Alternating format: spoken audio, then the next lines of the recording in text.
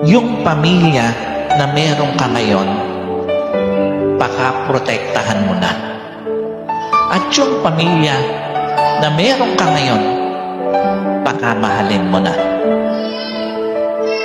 Dahil hindi lahat ng sandali, makakasama mo sila.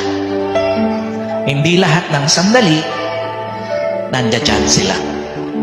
At hindi lahat ng sandali, nandito ka. Time will come, sasauli natin yung pamilya na pansamantalang pinahiram sa atin ng Panginoon.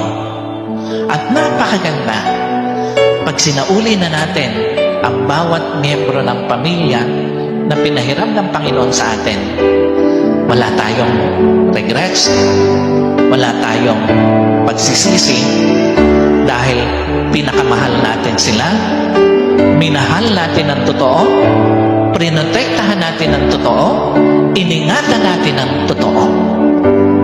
Dahil yan ang totoong essence at dahilan bakit nasa loob ka ng isang pamilya ngayon na binigay ng Diyos sa iyo.